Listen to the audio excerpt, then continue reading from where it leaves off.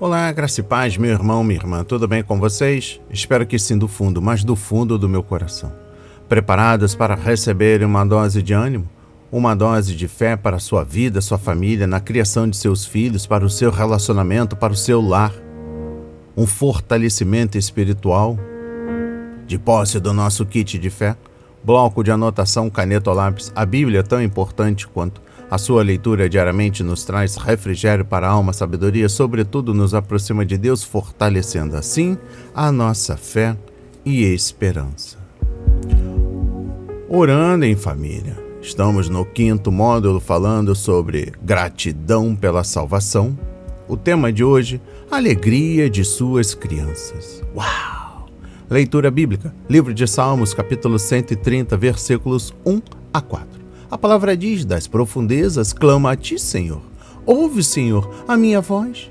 Estejam atentos os teus ouvidos à minha súplica. Se tu, Senhor, registrasses os pecados, quem, Senhor, se manteria de pé?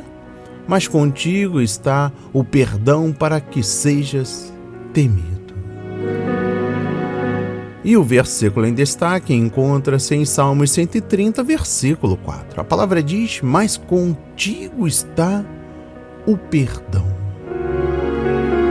Aleluia, aleluia, aleluia, aleluia, aleluia. Alegria de suas crianças. Sim, presta atenção.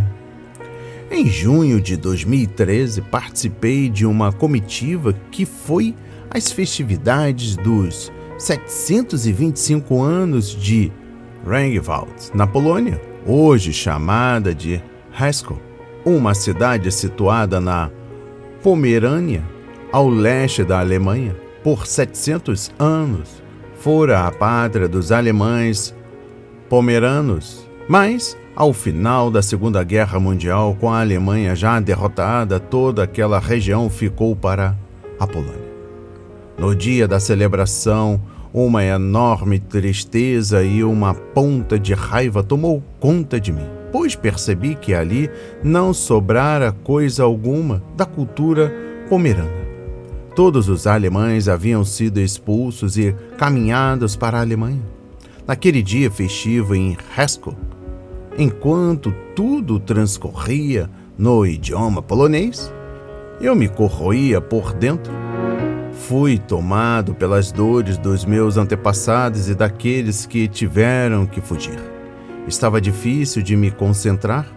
Distraí-me ao observar duas meninas bem loirinhas de 4 ou 5 anos de idade que corriam e brincavam ali, despreocupadamente. Lembrei-me das palavras de Jesus: deixe os pequeninos e não os impeçam de vir a mim, porque dos tais é o reino dos céus. Mateus 19, versículo 14. A partir daquelas crianças comecei a enxergar os adultos com um novo olhar. Lembrei-me de que também os poloneses tiveram uma história de muita perseguição e sofrimento. Também foram vítimas de sistemas opressores e de guerras. Sem esquecer que os alemães é que cometeram as maiores atrocidades. Aquelas meninas me fizeram ver que podemos virar a página da história e começar algo novo. O salmista clama das profundezas de sua alma para que o Senhor ouça sua voz. Ele pergunta: se tu, Senhor, observares iniquidades, quem, Senhor, poderá escapar? Versículo 3.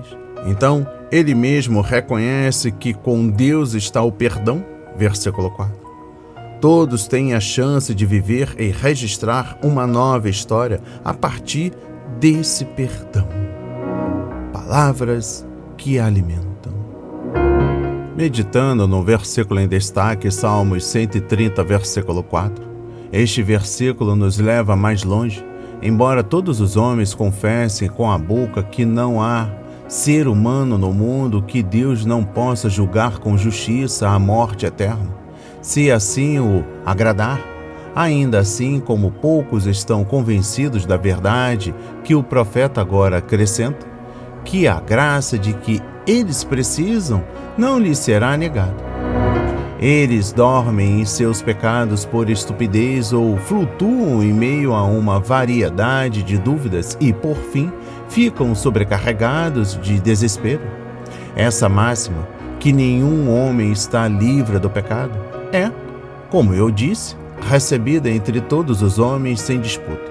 E ainda assim a maioria fecha os olhos para as suas próprias falhas e se instala com segurança em esconderijo nos quais, por ignorância, se não são despertados à força e, então, quando perseguidos de perto pelos julgamentos de Deus, são surpreendidos pelo alarme ou tão atormentados que caem em desespero. A consequência dessa falta de esperança nos homens, de que Deus será favorável a eles, é uma indiferença de entrar na presença divina para pedir perdão.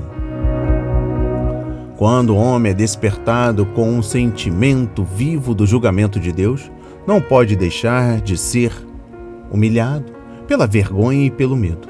Tal insatisfação, no entanto, não seria suficiente a menos que, ao mesmo tempo, houvesse fé adicional, cujo ofício é levar os corações que foram abatidos pelo medo e incentivá-los a orar por perdão.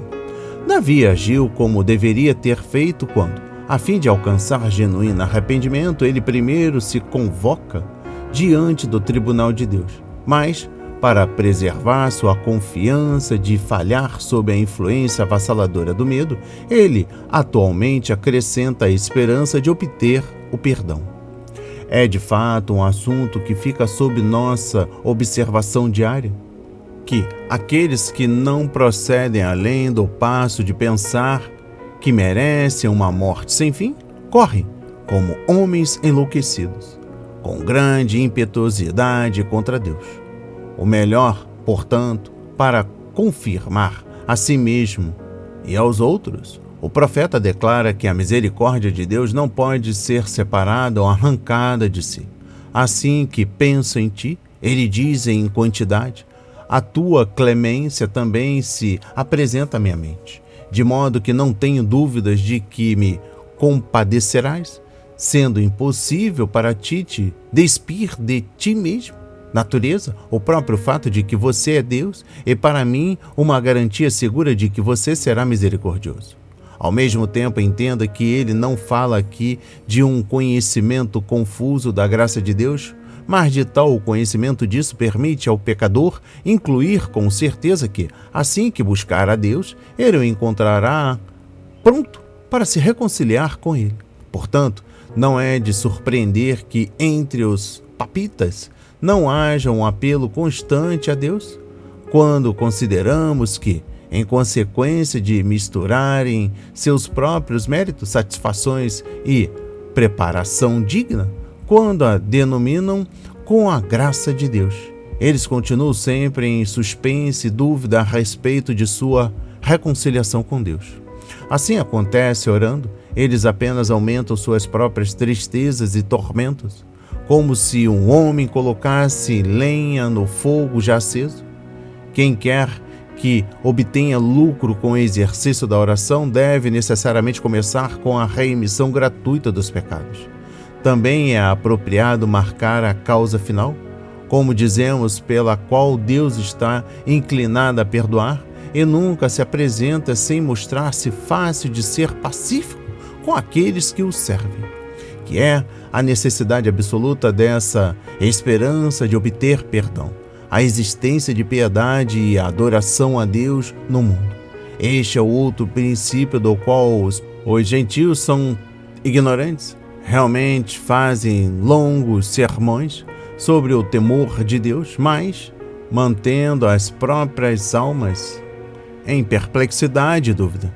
Eles constroem sem fundamento. O primeiro passo para o serviço correto de Deus é inquestionavelmente submeter-nos a Ele de boa vontade e com o coração livre. A doutrina que Paulo ensina sobre ações e esmolas, 2 Coríntios capítulo 9, versículo 7, de que Deus ama um doador alegre, deve ser entendida em todas as partes da vida. Como é possível que um homem se ofereça alegremente a Deus, a menos que confie em sua graça? e certamente esteja convencido de que a obediência que ele produz lhe agrada? Quando esse não é o caso, todos os homens preferem evitar Deus e têm medo de aparecer em sua presença. E se eles não lhe derem as costas, pegarão subterfúgios. Em suma, o senso do julgamento de Deus, a menos que esteja associada à esperança do perdão, atinge os homens com terror que deve necessariamente gerar ódio.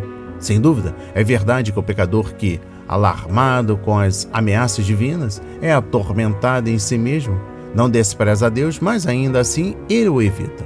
E esse afastamento dele é absolutamente apostasia e rebelião. Daí resulta que os homens nunca servem a Deus corretamente, a menos que saibam que Ele é um ser gracioso e misericordioso. A outra razão pela qual eu apelei também deve ser lembrada, ou seja, que, a menos que tenhamos certeza de que oferecemos a Deus, é aceitável para Ele, seremos apreendidos com indolência e estupidez que nos impedirão de cumprir nosso dever. Embora os incrédulos frequentemente mostrem uma grande dose de sinceridade, assim como vemos os gentios ocupados laboriosamente com suas superstições, ainda assim, por não serem persuadidos de que Deus está reconciliado com eles, eles nem sempre lhe prestam qualquer obediência voluntária.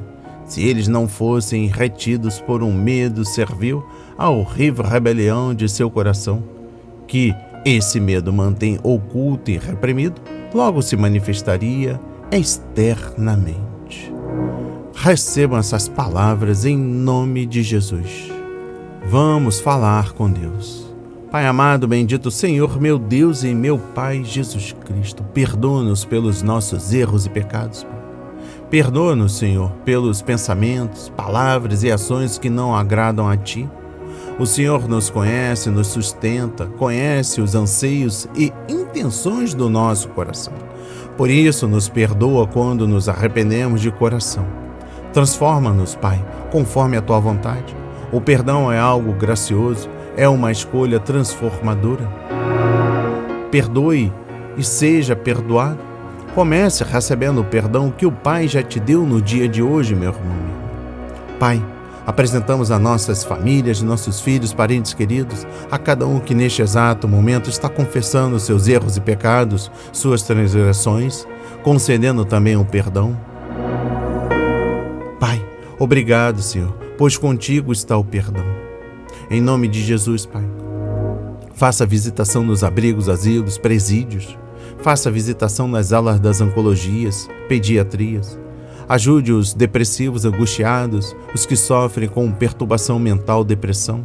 Sabemos que hoje, no dia de hoje, haverá uma grande alegria mediante a uma salvação, a um milagre, o sobrenatural de Deus. Em concordância com tudo que falamos e acreditamos, amém. E graças a Deus, graças a Deus, graças a Deus, graças a Deus, graças a Deus, graças a Deus, graças a Deus. Não hesite, compartilhe esta mensagem, dê seu like, seu comentário, se inscrever em nosso canal, ative as notificações e até o próximo encontro.